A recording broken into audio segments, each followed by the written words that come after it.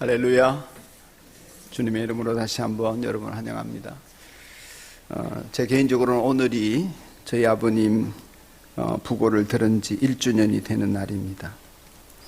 1년 전 슬픔을 당한 저와 저희 가정을 온 마음을 다해 위로해 주신 산돌교회 형제 자매님들에게 다시 한번 감사를 드립니다. 오늘 기일이 주일이기 때문에 부득이 온 가족을 미리 모이게 해서 지난 금요일 날 부산에 내려가서 추도식을 하고 돌아왔습니다. 저도 슬픔이 있지만 아버님을 여인 슬픔은 누구보다도 어머니에게 가장 클 것입니다. 어머니가 위로와 평강이 하나님으로부터 임하는 소원을 이루어 주시고 그렇게 하나님 나라를 바라보는 믿음으로 이겨나가시기를 기도하는 마음이 컸습니다. 인간적으로 볼 때 저희 어머니는 온전한 신앙인이라고 하기에는 미신적인 요소가 좀 있습니다. 옛날 어르신들이 그러신 것처럼 좀 복음 안에서 자유롭게 되어 있어야 하는데 좀 샤머니즘을 못 벗어난 것들이 있는 것 같습니다. 그럼에도 불구하고 어머니는 저에게 주신 가장 큰 교훈으로 제가 담고 살아가는 것이 언제나 하나님 나라를 바라보셨다 하는 것입니다. 지금도 그렇습니다. 예수님께서 율법학자들과 바리새파 사람들을 향하여서 여러 가지 저들을 비난하는 말씀을 많이 하시고 또 정죄를 하셨습니다마는 제자들에게 한 번은 이렇게 말씀하셨죠. 저들이 모세의 자리에 앉아 있는데 저들의 행동은 따르지 말고 저들의 교훈은 받으라 이렇게 말씀을 하셨죠. 너에게 말하는 것은 무엇이든지 다 행하고 지켜라. 그러나 그들의 행실은 따르지 말아라 그러셨는데 온전치 않기 때문에 그렇죠. 특별히 저희 어머니를 생각하면 저는 그런 생각을 많이 했습니다.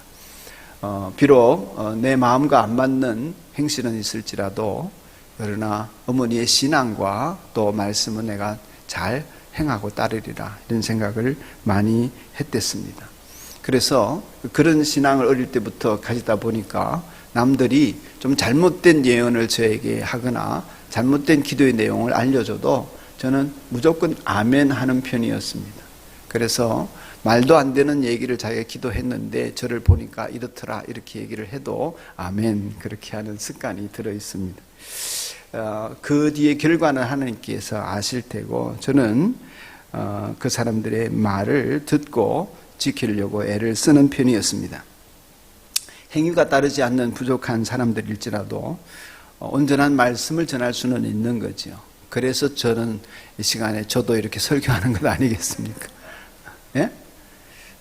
여러분들이 행실이 온전치 못한 저를 이렇게 설교를 들으러 오시는 것은 아마도 그 말씀을 듣고자 함이지 않나 하는 생각을 합니다.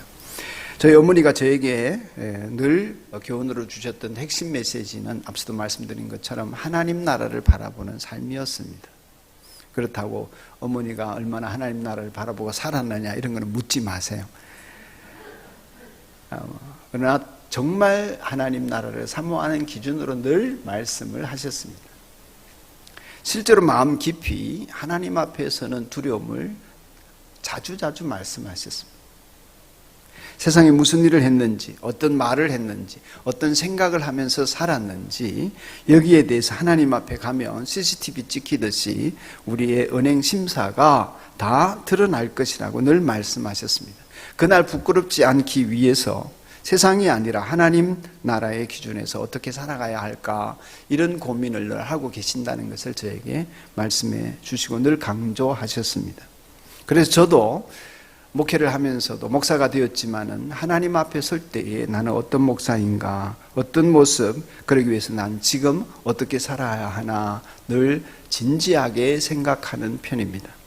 어떤 생각이 좀 달라서 다툼이 일어나거나 불평하거나 원망거리가 생길 때나 혹은 그것 때문에 마음이 상해서 욕을 하거나 이렇게 화를 내야 되는 상황이거나 이렇게 남들과의 관계를 끊어야 되는 상황이 왔을 때조차도 하나님 나를 어떻게 보실까 하는 생각을 하는 버릇이 들어있는 것이죠. 그래서 저도 하나님 앞에 어떤 모습인가 어떻게 살아야 하나 늘 생각하는 중에 있는데 오늘 본문을 기록한 바울 사도는 더구나 하늘을 본 사람입니다.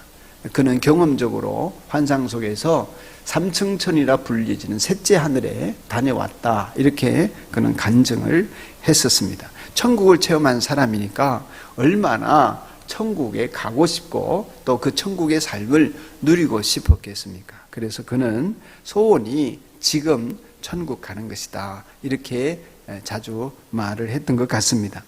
늘 천국 갔으면 좋겠지만은 지금 몸 안에 살고 있고 몸으로 살고 있는 이 육체가 유한해서 죽겠지만은 사는 동안에 어떻게 살아야 되나, 이 고민도 함께 했던 것 같습니다.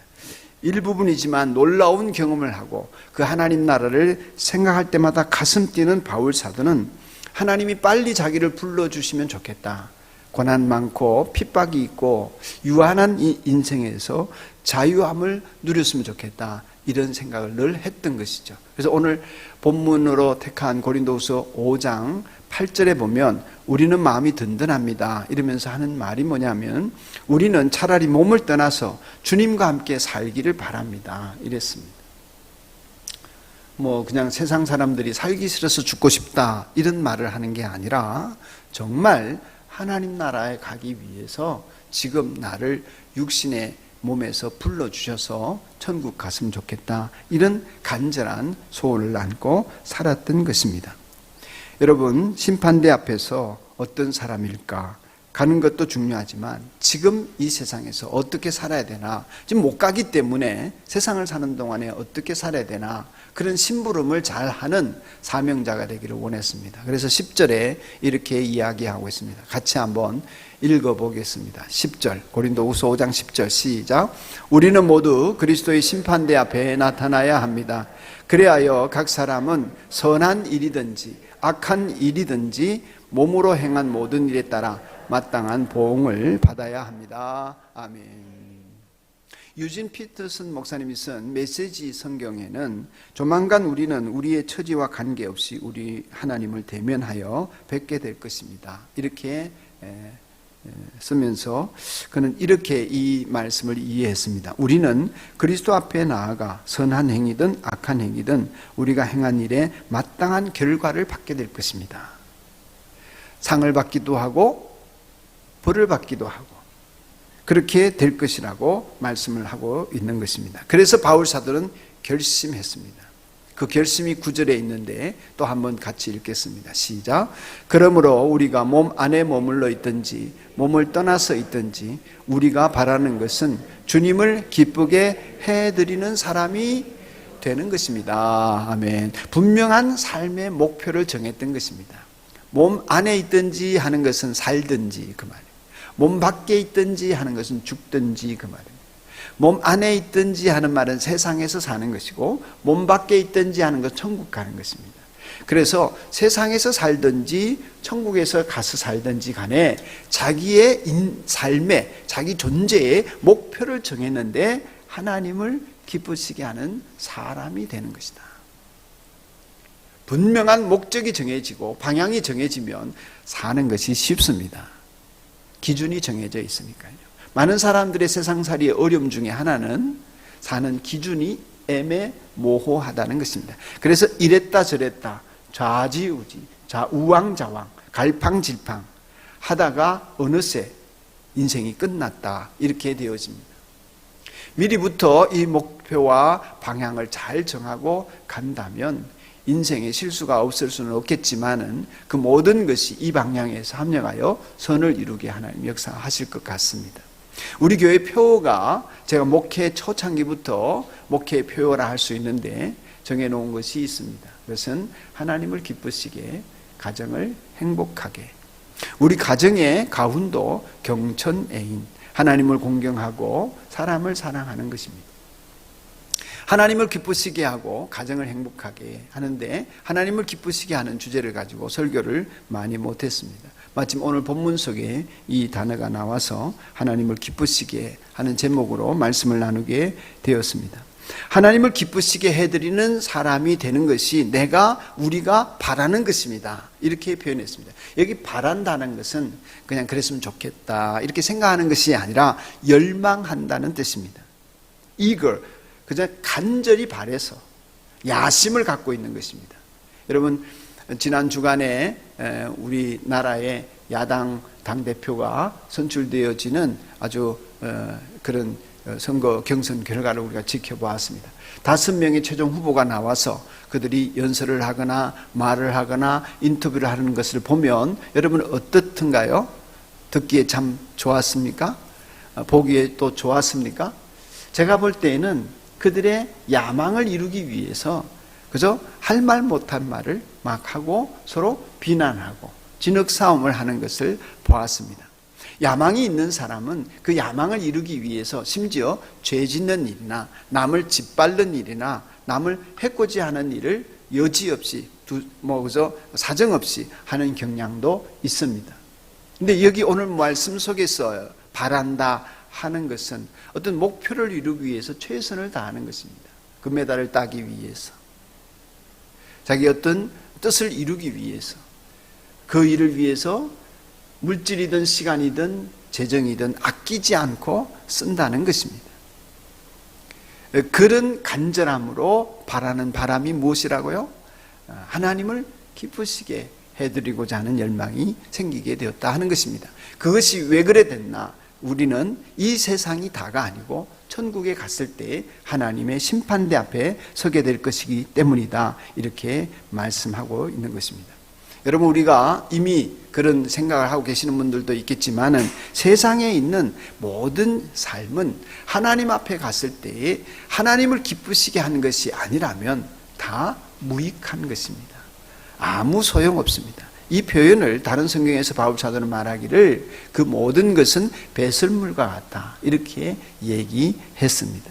사람들은 세상에서 사는 것이 전부인 줄 알고 세상에서 부귀영화를 누리고 성공하고 출세하고 부자가 되기를 갈망합니다만은, 그러나 하나님 앞에 가게 되면 그 모든 것은 다 부평초와 같은 것이고 배설물처럼 여겨져서 그것이 우리를 자랑스럽게 하거나 그것 때문에 우리가 상을 받게 되는 일은 없다는 것입니다. 저희 아버님을 생각하면 더욱 그렇습니다. 저희 아버님은 참 좋은 평판을 받는 분이었고 제가 볼 때도 인품적으로 훌륭하신 분이 있었습니다. 무엇보다도 성실함과 인내에 있어서는 둘째가라 하면 서러우셔서 어떤 일이 있어도 결석을 하거나 지각을 하거나 이런 일이 없이 평생을 그렇게 노동자로 지내셨습니다. 그럼에도 불구하고 그 모든 좋은 것과 또한 아버님의 나쁜 문제조차도 하나님 앞에 갔을 때는 다 포맷되어지고 오직 남는 것은 하나님을 기쁘시게 하기 위해서 어떤 삶을 살았느냐 하는 것만이 공력이 되어서 나머지는 불에 타 없어지듯이 사라지고 하나님을 기쁘시게 한 삶만이 하나님 앞에서 보응을 받게 된다 하는 것입니다. 여러분, 많이 가지고 열심히 살고 또 좋은 일을 많이 하고 공을 세우는 일들도 많이 했다고 할지라도 시간이 지나고 나면 그 모든 것이 수포로 돌아가거나 아니면 그 모든 것이 허망하게 되어지는 것을 수도 없이 주관 사람들을 통하여서 확인하게 됩니다. 인생이 끝나면 명예로웠던 대통령 훈장도 자기 자신에게는 휴지 조각에 불과합니다. 아주 유명한 그룹의 회장을 지내셨거나 사장님을 하셨던 분들이 은퇴하고 나면, 고관 자리에 있었던 분들이 은퇴하고 나면 그렇게 초라함을 느낀다고 합니다. 누구도 기억해 주지 않았어요. 목사님들 중에서도 그런 분들이 많이 계십니다. 큰 교회 목회를 했습니다. 엊그저께 제 친구한테서 들은 얘기인데 그분이 은퇴하기 직전에 생일 잔치를 했는데 많은 분들이 와서 축하를 해줬답니다. 친구들도 많이 오고 실순 잔치를 은퇴하고 난 뒤에 했는데 8명이 왔다고 합니다.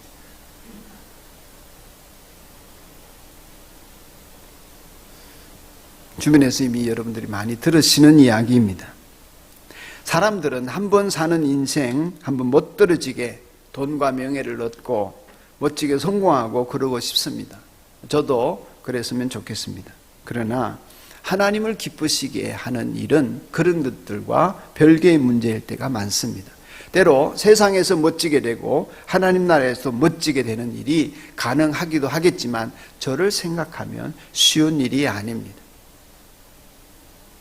있을 수 있겠지만 저는 많이 어려울 것 같습니다. 왜냐하면 세상에서 멋져지면 멋져질수록 하나님 앞에서 점점 멀어질 것 같은 두려움이 있습니다.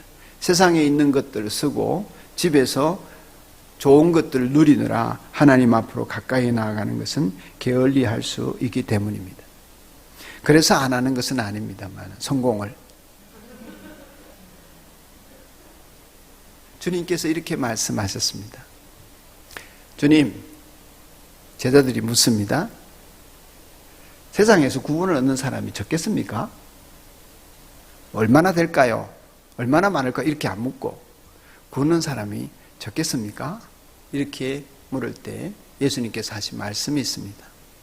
좁은 문으로 들어가기를 힘쓰라. 많다 적다 말씀 안 하시고 좁은 문으로 들어가기를 힘쓰라. 여러분, 예수님을 믿는 것은 쉬워요. 다시 말해서 예수님 믿고 구원을 얻는 것은 예수님이 다 해놓으셨습니다. 희생도 주님이 하셨습니다. 내 죄를 사해 주시기 위하여. 십자가의 죽음도 예수님이 경험하셨습니다. 내 죽음 대신. 형벌도 예수님이 받으시고 창피도 예수님이 당하셨습니다.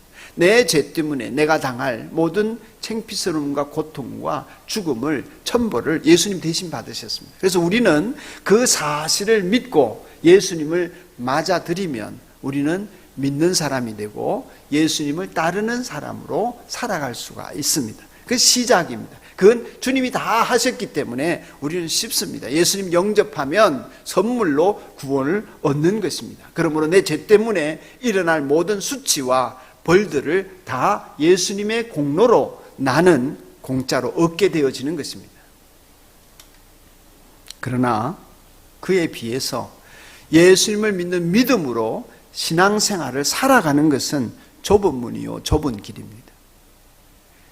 예수님 따라가야 하기 때문입니다. 이 세상의 넓은 길로 수많은 사람들이 자기의 유익을 위해 살아가는 길과는 다른 좁은 길입니다. 그 길을 선택하기를 힘쓰지 않으면 우리는 넓은 길로 자동적으로 가는 성향이 있습니다. 그런 버릇들이 들어져 있는 것입니다. 우리가 예수 믿고 천국 가면 된다, 이게 아니라 그래서 예수 믿는 순간에 가장 좋을 때 천국 가면 좋겠는데 그게 아니라 우리는 주님과 함께 이 세상에서 몸을 떠나지 못하고 몸을 가지고 살아가야 합니다. 그렇게 사는 동안에는 주여 주여 한다고 되는 것이 아니라 자기를 부인하고 자기를 희생하고 죽음이 따를 수 있는 길을 좁은 선택을 하면서 가는 그러한 우리의 신앙생활의 과정이 필요한 것입니다. 그래서 여러분 양심적으로 한번 대답을 해보시기 바랍니다. 지금 신앙인이 되고 난 다음에 신앙인을 하고는 그리스도인으로서 나는 그리스도인으로 살아가는 동안에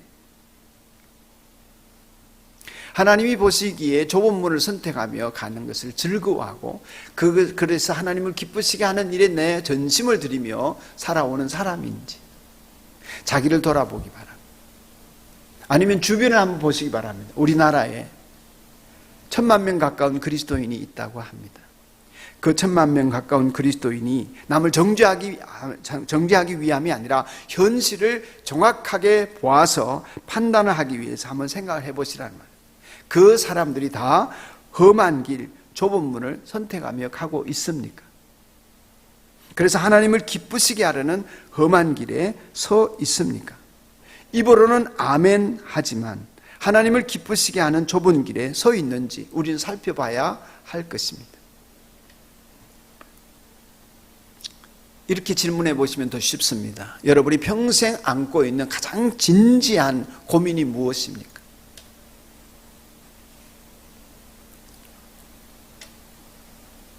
저는 여러분의 고민이 이 바울의 고민처럼 우리 어머니가 고민하는 것처럼 제가 마음에 목사이지만 늘 담고 있는 생각처럼 어떻게 하면 이것이 하나님께 기쁨이 될까? 내 몸이, 내 삶이 하나님을 기뻐하는 몸과 삶이 될 수 있을까? 이것이 가장 진지한 고민이 되어지기를 축복합니다. 하나님 앞에 갔을 때에 하나님을 기쁘시게 하다 왔구나 하는 말을 들을지, 너 자신을 기쁘게 하다가 왔구나 하는 말을 들을지, 그래서 어중간할지, 이것도 저것도 아닐지, 여러분에게 진지한 생각이 있기를 바랍니다. 여러분의 인생의 가장 진지한 생각이 무엇입니까? 무엇을 먹을까? 무엇을 입을까? 무엇을 마실까? 내가 어떤 사람으로 대접받나? 나는 얼마만큼 명예를 얻고 성공을 하나? 나는 얼마만큼의 부를 얻고 살아가나? 남들에 비해서 나는 얼마나 더 가질 수 있나? 자신의 명예나 성공이나 야망을 위해서 자칫 그렇게 살 수 있고 목사도 그럴 수 있다고 생각합니다.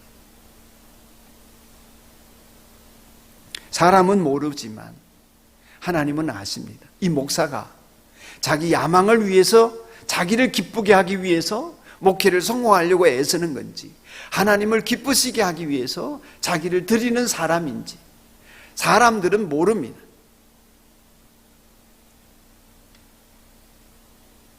자칫 하나님 앞에 섰을 때에 부끄럽지 않기 위해 진지하게 고민하고 옷깃을 여미며 살아가는 우리가 되기를 소원합니다. 목사가 그런 고민을 한다면 여러분은 어떠해야 하겠습니까?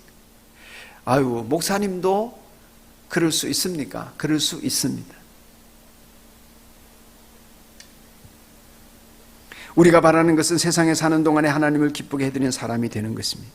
세상은 하나님 앞에 가면 얘기거리가 아닙니다. 우리가 얼마나 가졌느냐, 얼마나 돈을 많이 벌었느냐, 얼마나 많은 일을 했느냐, 얘기거리가 아닙니다. 세상은 하나님 앞에 얘기거리가 아닙니다. 우리의 목적지는 하나님 나라입니다. 우리는 여기 출장 나와 있습니다. 하나님 나라의 삶을 여기서 리허설, 예행 연습하고 있는 것입니다. 우리는 돌아가야 합니다. 하나님 나라. 그곳을 성경은 본향이라고 가르치고 있습니다. 돌아가야 할 그곳에서 돌아갔을 때 출장 보고서가 잘 쓰여지는 우리이기를 소원해야 합니다. 그것이 구체적으로 하나님을 기쁘시게 하는 일이 무엇인지를 고민하며 가는 것입니다. 이제 그러면 간단하게 좀 말씀을 드립니다. 이미 여러분들이 잘 알고 계시는 내용이기도 하고 처음 듣는 분도 계시지만, 하나님을 기쁘시게 하는 것은 무엇입니까? 무엇보다도 가장 먼저는 믿음이 없이는 하나님을 기쁘시게 하지 못한다고 했으니, 하나님을 기쁘시게 하는 첫째는 믿음이라 할 수 있습니다. 하나님을 믿어드리는 것. 창조주 하나님으로, 구원주 하나님으로, 심판주 하나님으로 하나님의 존재를 믿는 것뿐만 아니라 하나님이 지금 나에게, 내 삶에 깊이 온전하게 역사하고 계시다는 것을 믿을 때 하나님 기뻐하십니다. 여러분, 자식들이 여러분을 믿어줄 때 기쁜 것처럼, 사람들 간에 서로의 신뢰가 있을 때 나를 믿어주거나 할 때 좋은 것처럼, 하나님은 저와 여러분이, 피조물인 제가, 하나님 자녀인 제가 하나님을 온전히 믿어드릴 때 내게 지금 불편한 일이 생기고 마음에 안 드는 일이 생기고 억울한 일이 생기고 분할 일이 생겨도 하나님은 이 모든 과정 속에서 하나님이 지금 일하고 계신다, 섭리하고 계신다, 그렇게 하나님을 믿어드릴 때, 내가 실패하고 좌절하고 사망의 엄침한 골짜기를 다닐지라도 하나님 나를 내 인생을 역사하고 계신다 믿어드릴 때 하나님 기뻐하십니다. 그리고 두 번째는 골로새서 1장 10절의 말씀을 보면 주님께 합당하게 살아감으로써 모든 일에서 그분을 기쁘게 해드리고, 그런 표현이 있습니다. 주님께 합당한 일을 하는 것입니다. 예배를 드리거나 선행을 하거나 기도하는 자리에 있거나 전도하거나 선교에 참여하거나 주님이 합당하게 여기시는 일을 하는 것으로 기뻐할 수 있습니다. 주님께서. 그러나 믿음도 하나님을 기쁘시게 하고 주님 앞에서 합당한 행동을 하는 것도 주님이 기뻐하시지만, 그 중에 가장 기뻐하시는 일 한 가지를 꼽으라 그러면 창세기부터 요한계시록까지 주님의 마음을 헤아리며 살펴볼 때에 하나님이 가장 기뻐하시는 것은 하나님의 형상을 닮은 사람이 되는 것입니다. 하나님이 이 계시의 말씀을 우리에게 주신 이유라고 저는 확신합니다. 우리는 하나님의 형상을 잃어버렸습니다. 하나님의 형상을 회복하고 하나님을 닮아 살아가는 것을 하나님 가장 기뻐하신다 믿습니다. 하나님은 하나님의 형상을 닮아 살아가도록 우리를 지으셨습니다. 그런데 마귀로 말미암아 우리는 유혹받아서 죄짓고 하나님의 형상을 잃어버리고 나니 우리는 서로 형제가 형제를 죽이는 사람이 되었습니다. 아담의 자식 둘이 서로를 죽이고 못 살게 굴었습니다. 미워하고 다투고 시비 걸고 마침내 서로 헛들고 짓밟고 하나님의 형상은 온데간데 없는 죄투성이 세상이 되어버리고 말았습니다. 하나님은 너무 슬프셨습니다. 하나님은 애통하며 눈물을 흘리십니다. 하나님의 형상을 따라 지음받았지만 하나님의 형상을 잃어버린 인간 세상을 향하여 슬퍼하시며 1000년, 2000년, 3000년, 4000년 수많은 세월 속에 그 하나님의 형상을 회복하도록 하기 위하여 애써 오셨습니다. 마침내 아들을 십자가에 죽게 하시며 우리의 죄를 드러내시고 우리의 죄 대신 죽게 하심으로 우리를 구원하셔서 천국 가게 하신 것이 아니라 천벌을 면하게 하신 것이 아니라 우리의 인격과 전 존재가 하나님을 닮을 수 있도록 하나님과 교제의 길을 열어주셨습니다. 하나님의 소원은 저와 여러분이 하나님을 닮은 사람이 되는 것입니다. 믿음, 소망, 사랑 이 셋은 영원한데 그 중에 제일은 사랑이라 고린도전서에 있는 것처럼 믿음도 필요하고 어떤 일이나 업적도 필요하고 봉사와 섬김도 필요하지만 그 중에서 하나님을 기쁘시게 하는 최고는 우리가 하나님을 닮은 사람으로 살아가는 것입니다.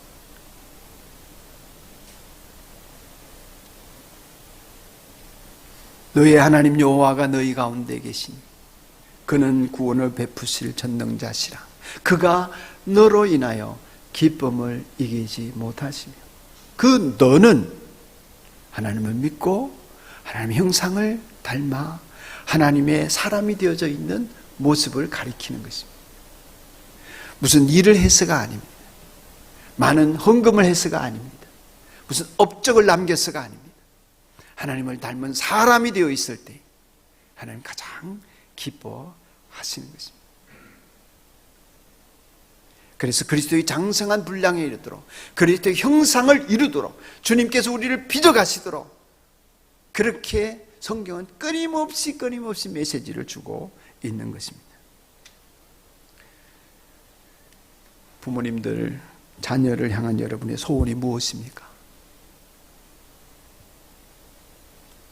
저는 누가 생각해도 우리 자녀들에게 누가 봐도 인격자로 존중받는 사람이 되기를 소원하는 마음이 있습니다.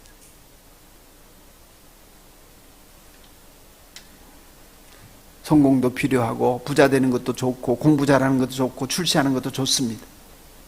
그러나 인격이 망난이면 실력은 좋은데 다른 사람에게 존중받지 못하면 그 사람 앞에 사람들이 벌벌 떨기는 하는데 그의 성품이 형편없으면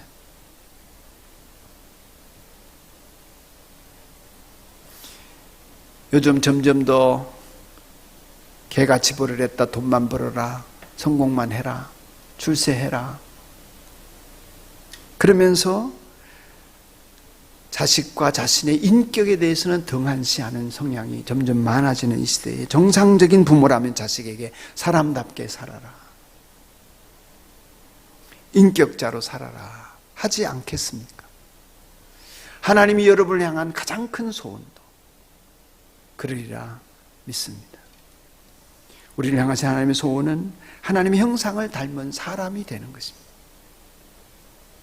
예수님을 닮은 사람이 되기를 원하시는 것입니다. 성령님을 보내셔서 우리 가운데 믿음을 주신 하나님께서는 성령님을 따라 살아갈 때 이것이 자연스럽게 점점 예수님과 함께 만들어 가시는 것 같습니다. 그래서 제가 지난 10년 전보다는 확실히 좀 나아졌습니다.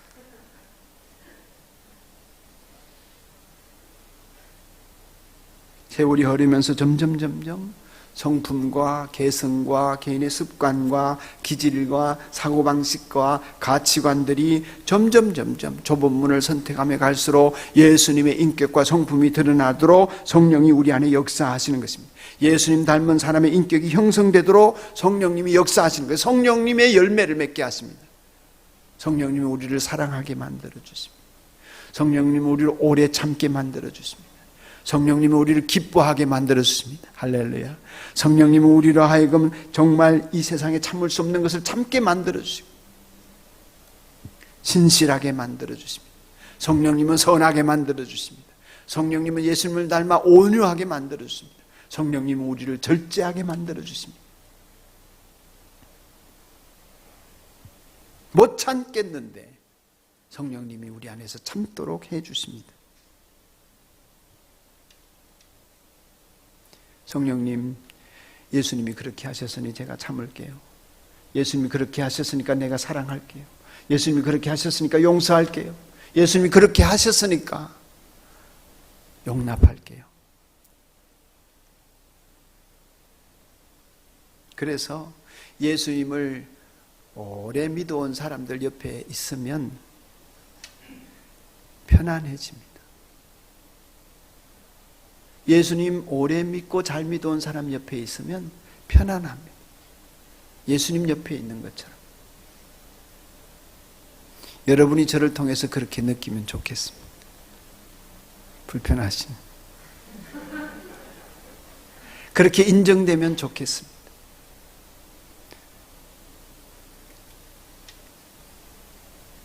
저는 닮아가고 있다고 믿습니다. 성령을 거부하지 않는 이상은 닮아가는 것입니다. 그러면 나를 빚어주세요. 예수님으로 살게 해주세요. 날마다 닮아가게 해주세요. 그것을 열망하고 그것을 아주 진지하게 생각하여 하나님의 기쁨이 되는 여러분이기를 축복합니다. 하나님 기뻐하는 사람이 되면 하나님 기뻐하시는 일도 점점 많이 하게 되고 잘하게 될 것입니다. 마침내는 죽어가는 불쌍한 영혼을 위해 그 영혼이 마치 나의 아픔으로 느껴지고 이 세상의 문제들이 하나님을 생각하면서 하나님의 마음이 내게 느껴져서 이 세상의 문제들을 나의 통증으로 느끼면서 기도하는 사람이 될 수도 있을 것입니다. 그 나라의 영광 중에 천국에 모두 참여하는 하나님의 기쁨이 되는 여러분이기를 축복합니다.